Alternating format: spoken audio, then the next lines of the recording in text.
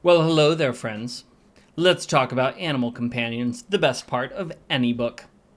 I don't know if you can see, but back there, he's a little bit blurry right now, but that's Ferdie.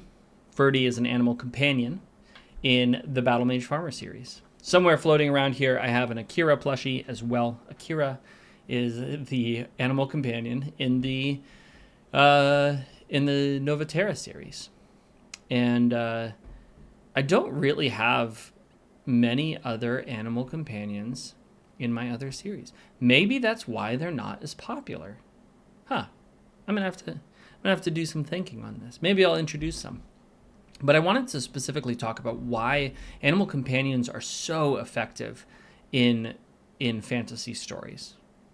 Not necessarily in all stories, but in most stories, they're effective.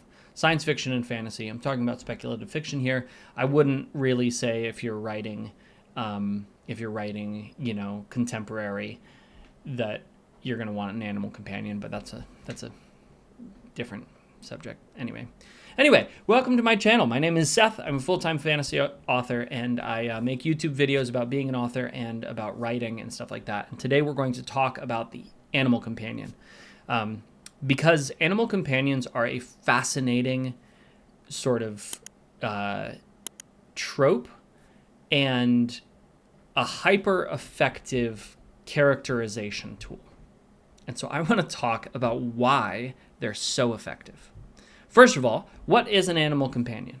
An animal companion is an animal who accompanies the main character throughout the story. They can be there for part of the time, they can be there for all of the time. But I want to talk about what makes an animal companion good, and then why is it a super effective writing tool in an author's quiver. Let's start by talking about what makes them awesome. Animal companions are awesome because they're usually funny, they're usually cute, they're usually there to add a bit of joy and levity to an otherwise hard situation. One of the biggest problems that a main character can have in a fantasy or a science fiction, in a speculative fiction work, is that they become isolated from the world around them because of their circumstances.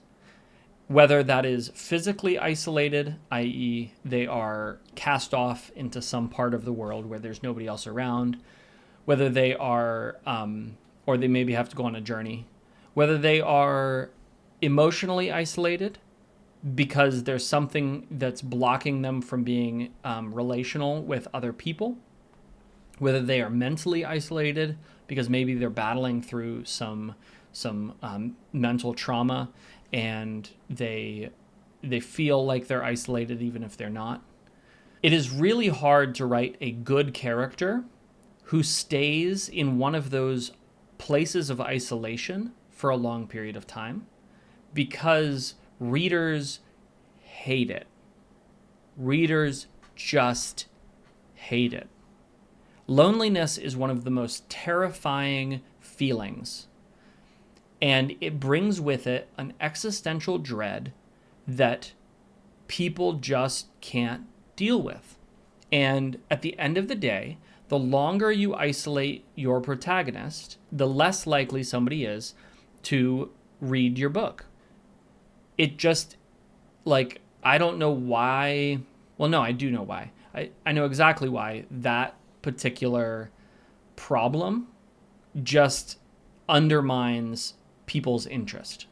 And it's because they don't want to experience it themselves. And if you're a good writer, your reader is going to do some level of living vicariously through the protagonist, which means that the longer they're isolated, the harder it is for the reader because it produces a similar discomfort in them.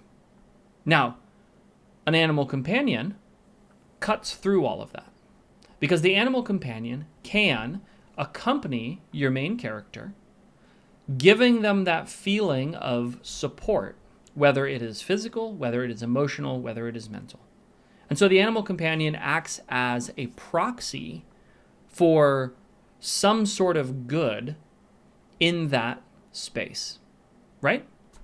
And so that's why animal companions become so popular, because they're good. Like, readers really like them because they give the reader a sense of relief. Not necessarily your character, but the reader.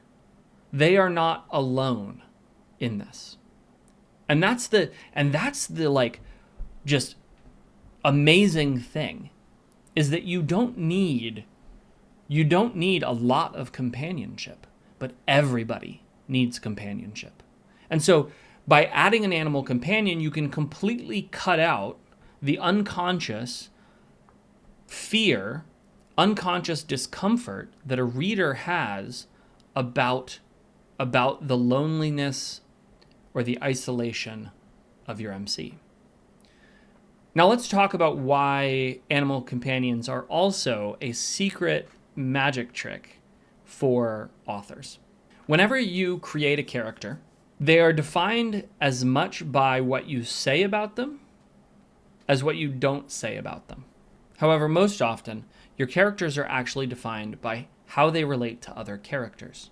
This proves to be a problem when your character is alone.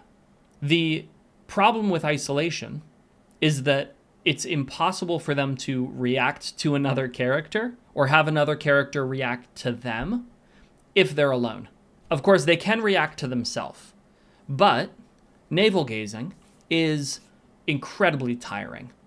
It's just incredibly tiring.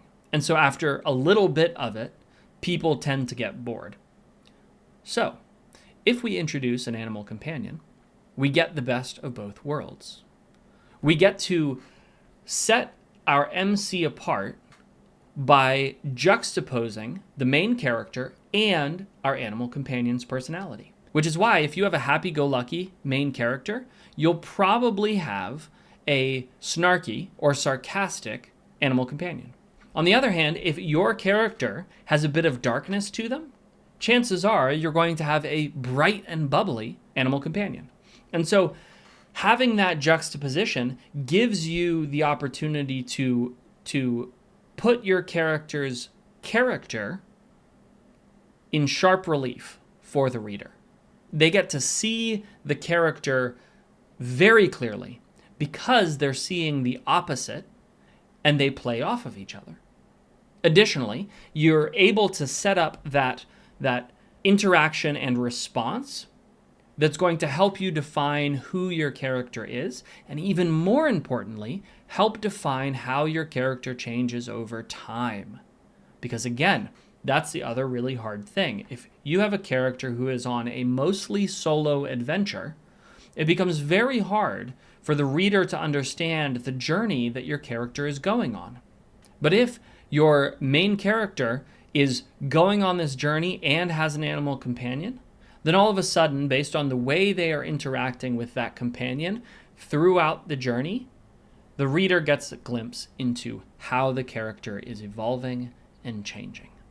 I do have one word of caution, which is that you shouldn't make your animal companion the main character, which means that you need to leave them off screen for anything that they are not vital to.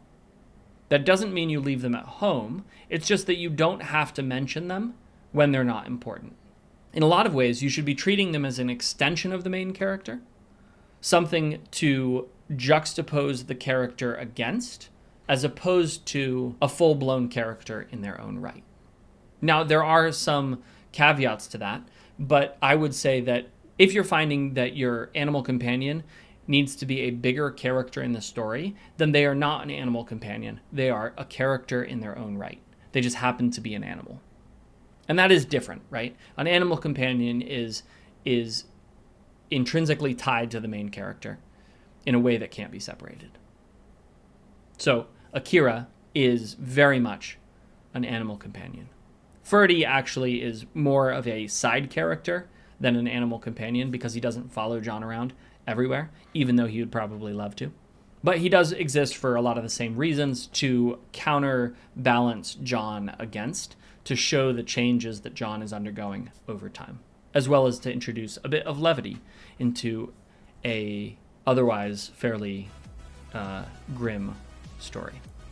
So I hope this is helpful as you build your animal companions. Let me know down in the comments below. If you had a real life animal companion, what kind of animal would it be?